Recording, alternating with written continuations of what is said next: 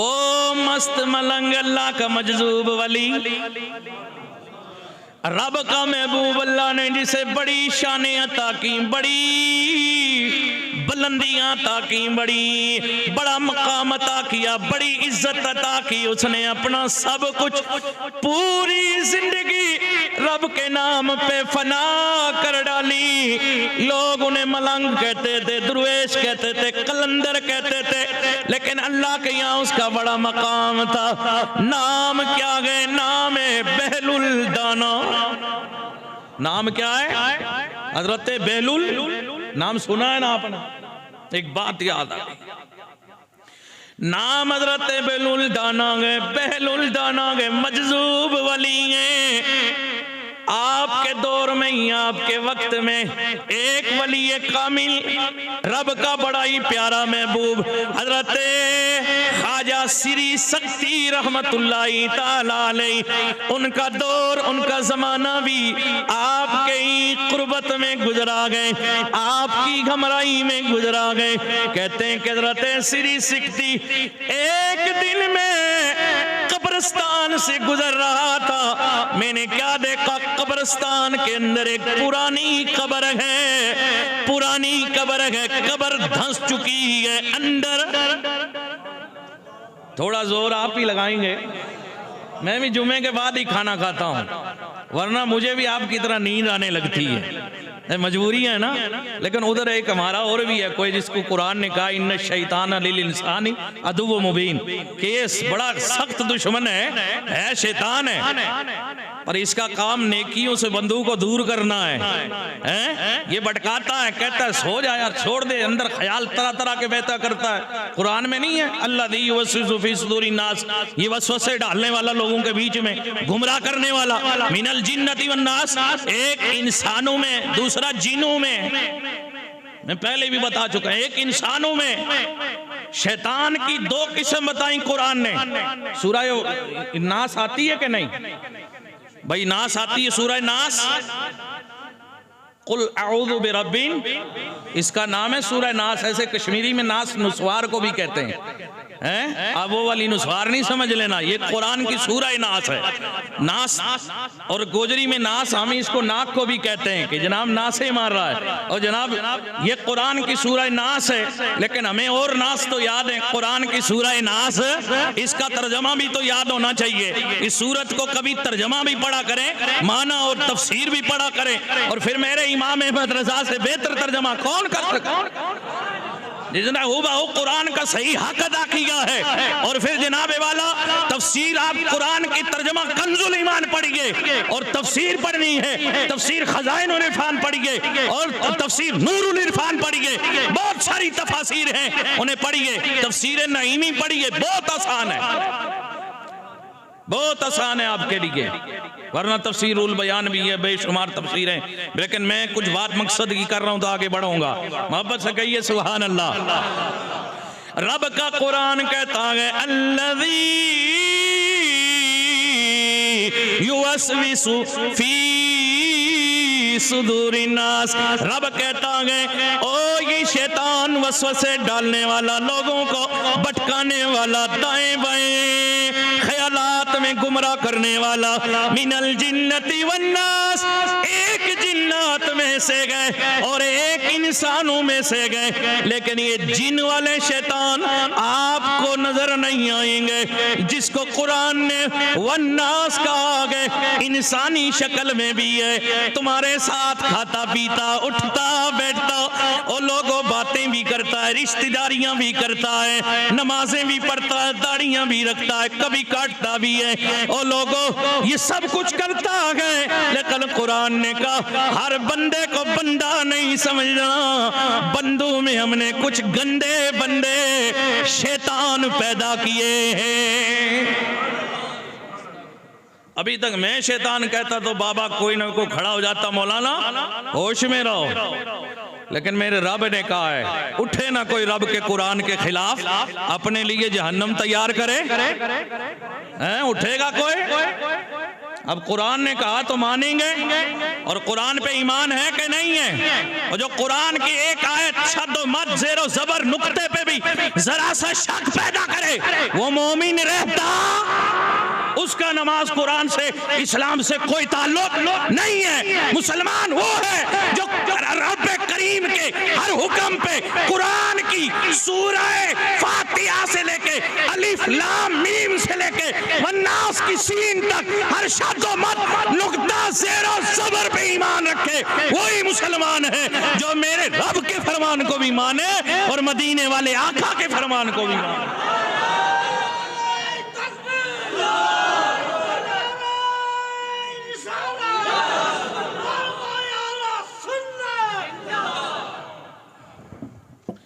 तवज्जो है ना, नारा इस्लाम का लगे तो जरा फिर थोड़ा सा होश में लो। बाबा आज भी नहीं जागोगे तो फिर कब जागोगे हैं?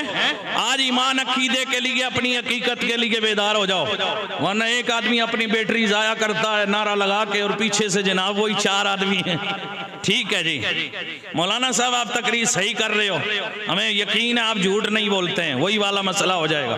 तवज्जो रखना जरा, मोहब्बत से क्या कहेंगे? हाँ, बोलना हो तो सारे पीछे तक बोलो, ये ना सोचा करें कि अगले रगड़े में लगे हुए हैं तो पिछलों को क्या जरूरत है बोलने की। पीछे तक मोहब्बत से कह दो जरा सुभान अल्लाह। जो लोग जबरदस्ती नहीं है कि रोजा रख के आए हैं और कहा कि मौलाना जो मर्जी कर ले हम नहीं बोलेंगे, तो आखिरत में तो बोलना ही पड़ेगा, लेकिन कब्र और हशर में बोलना कोई फायदा नहीं देगा। जो कसम खा के आए कि नहीं बोलना वो ना बोले, मैं नहीं जबरदस्ती बुलवाता, लेकिन अगर बाबा जो बोलने के मूड में है तो मैं नहीं कहता तुम मेरा या मेरे बाबा का नारा लगाओ या जनाब वाला कि मेरे खानदान का परचम बुलंद करो।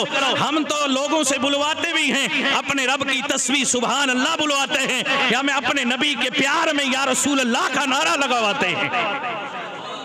तवज्जो है? आज ले उनकी पनाह, आज मदद मांगू उनसे, फिर न मानेंगे कयामत में अगर मान गया। अल्लाहु अकबर। हज़रत बेलुल दाना हज़रत श्री शक्ति फरमाते गए, मैं कब्रिस्तान से गुजरा था, कब्र मट्टी अंदर गिरी हुई थी, कब्र पोसीदा हो चुकी है, कब्र बोलो गिर चुकी है, कब्र की मट्टी अंदर गए, चारों तरफ से कब्र की दीवारें खड़ी हैं। कहते हैं कि मेरी नजर पड़ी, मैंने हज़रत बेलुल दाना को देखा। बेलुल दाना ने अपनी दोनों टांगे, दोनों पैर उस कब्र के अंदर लटका करके कब्र के किनारे वाली दीवार पे बैठे हुए गए। हज़रत बेलुल दाना कहाँ बैठे? कब्र के, टूटी कब्र के अंदर पैर डाल के, टांगे डाल के आप कब्र के किनारे वाली जो दीवार है ना कब्र की, उस पे बैठे हुए हैं। कहते हैं कि अभी चंदे वाला सिलसिला मैंने ऐलान नहीं किया तो अब हल्का ही डालेंगे क्या? इसमें डालते रहिए, ऐलान देर भी हो जाए ना भी हो, तब भी आपको हर जुमे का ऐलान याद होना चाहिए कि हम आए हैं अल्लाह की राह में, कुछ दे के जाएंगे। और लोगों यहाँ दे के जाओगे, मेरा रब इतना नवाजेगा कि पता भी नहीं चलेगा बरकत आई किधर से है। इंशाअल्लाह रब के नाम पे आप देते रहिए और मेरा रब बेशुमार अता फरमाएगा। मुझे याद आई लेकिन मेरा मौजू फिर रह जाता है ना, इसलिए वो बात अगले जुमे याद रही तो इंशाअल्लाह आपके सामने रखूंगा कि जनाब अल्लाह की राह में देने पर मेरा रब कितना मेहरबान होता है। हजरत बेलुल दाना को देखा, सलाम किया, उधर से जनाब वाला वालेकुम सलाम, एक वली दूसरे को सलाम कर रहा है। तवज्जो है ना, सलाम करना सुन्नत है, क्या है, और उसका जवाब देना वाजिब है, क्या है। अब सलाम कोई कर रहा है ये सुन्नत है, सुन्नत है गैर मुक़ीदा है। सलाम किया बाबा तो ठीक है, अगर नहीं किया तो मुसलमान होने के नाते, हुजूर का गुलाम होने के नाते जज़ाकल्लाहु खैरा, सलाम मोमिन की पहचान है। मोहब्बत का पैगाम है, सलाम इंसानियत का दर्द है, सलाम अपने नबी की सुन्नत है। जो अपने नबी से प्यार करता है, अपने आप को मुसलमान समझता है और इस्लाम के अंदर रहने पर खुश है और अल्लाह और उसके रसूल की मोहब्बत चाहता है, रजा चाहता है, वो सलाम करता है। और जो उनसे दूर होता है वो सलाम को अहमियत नहीं देता। लेकिन अगर किसी ने सलाम नहीं किया, गुनहगार, बोलो ना गुनहगार। लेकिन अगर किसी ने सलाम कर दिया और अगले ने जवाब नहीं दिया, उसने जवाब न देकर वाजिब को तर्क किया और तर्क वाजिब पर गुनाह लाजिम आया, तो मतलब क्या निकला कि जवाब न देने वाला गुनहगार हो जाता है। और ये गुनाह भी बड़ा वाला गुनाह है, वाजिब वाला गुनाह है, कबीरा गुनाह है, जो बगैर तौबा के माफ। कई लोगों को जनाब वाला सलाम करो ऐसे ही रहते है ना, बहुत सारे लोग हैं। हम तो जनाब इस्लाह के लिए बात कर रहे हैं, हमारा मकसद तनकीद नहीं है। अगर मस्जिद में भी इस्लाह ना करें तो बाबा कहां इस्लाह करेंगे? इस्लाह कहां करें? तो एक इमाम पर जरूरी और लाजिम है कि वो अपने मुक्तदियों को और जो नमाज पढ़ने वाले हैं या उन्हें इमाम को रखने वाली कमेटी है या मोहल्ला जो इमाम की जनावाला उसके जिम्मेदारी में है, उसके साथ जुड़ा हुआ है, या मुक्तदी जो उसे चाहते हैं उससे जुड़े हुए हैं, उस इमाम को चाहिए वो अपनी अवाम को, अपने मुक्तदियों को, अपने पीछे नमाज पढ़ने वालों को राह रास्त पे लाए और जहन्नम से बचाए। वो कोशिश करे कि जनाब मेरी अवाम, मेरे मुक्तदी कहीं कल दोज़ख का मुंह ना देखें, राह रास्त पे आए।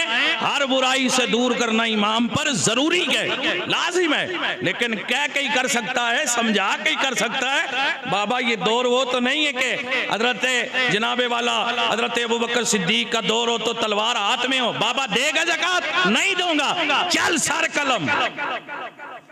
कुछ लोग यहां भी कहते हैं ओ दीन में सख्ती नहीं है, ये दीन मौलवियों ने मुश्किल कर दिया है, दीन में प्यार है, नरमी, दीन में सख्ती नहीं है।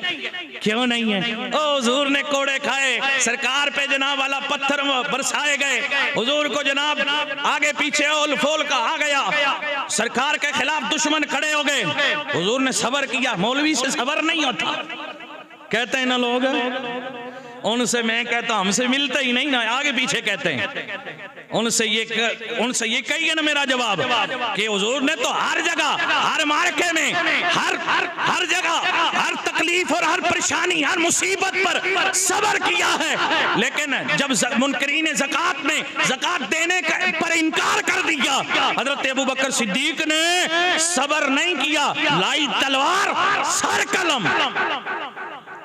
देखिए पढ़ के सुना होगा आपने, हजरत अबू बकर सिद्दीक जिसने कहा मैं ज़कात नहीं दूंगा, उसका सर।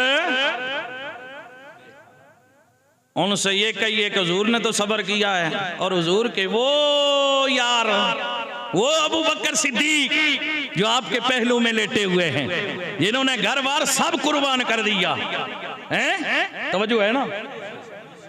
मेरे करीम नबी ने फरमाया लोगों मेरे सहाबा की ये शान गई, एक मुट्ठी जो, एक मुट्ठी जो, एक मुट्ठी गंदम अगर ये अल्लाह की राह में खैरात कर दें, खैरात कर दें, सदका कर दें, और मेरी उम्मत के लोग ओहद पहाड़ जो 15 किलोमीटर दूर तक इतना बड़ा पहाड़ है, मेरे सहाबा के बाद वाले लोग, मेरी उम्मत के लोग ओहद पहाड़ के बराबर सोना भी अल्लाह की राह में सदका कर दें, खैरात कर दें, लेकिन मेरे सहाबी के एक मुट्ठी जौ के बराबर मुकाबला नहीं कर सकते हैं।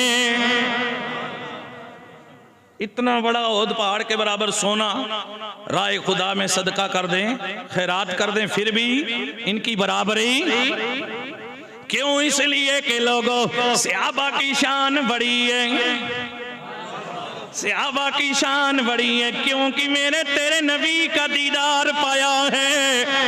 और कुरान आ गया है रब ने फरमाया कुल्लु वअदल्लाहुल हुस्ना, रब कहता है ओ मेरे सोनिया जो जो तेरी गुलामी में आ गया गए, जो जो तेरी गुलामी में आ गया गए, जो तेरी सिहाबियत में आ गया गए, रब कहता है मैंने उन सब से जन्नत का वादा फरमा लिया है। इधर कुरान आ गया रदियल्लाहु अन्हुम व रदू अन, रब कहता मैं इनसे राजी, ये मुझसे राजी हैं। अब जरा मैं दूसरे स्टाइल से तर्जमा कर दो। ओ लोगों, रब ने कुरान दे के फरमाया रदियल्लाहु अन्हुम व रदू अन, ओ महबूब मैं तेरे सहाबा से राजी हूँ, इनसे पूछ ले क्या ये अपने रब से भी राजी हैं कि नहीं। अल्लाह अल्लाह वो सहाबा, उन सहाबा में तमाम सहाबा में अफजल हजरत सैयदना अबू बकर सिद्दीक रज़ी अल्लाह ताला अन्हु, जो हर शान के एतबार से, हर फजीलत के एतबार से तमाम सहाबा में अफजल गए। शानें ये मिली हैं कि आप अशरा मुबशरा में भी है। मेरे नबी ने वो जो सहाबा जिनसे फरमाया अबू बकर फिल जन्ना, उस्मान फिल जन्ना, उमर फिल जन्ना, अली फिल जन्ना, उन जन्नती सहाबा में अबू बकर अव्वल दर्जे पे है।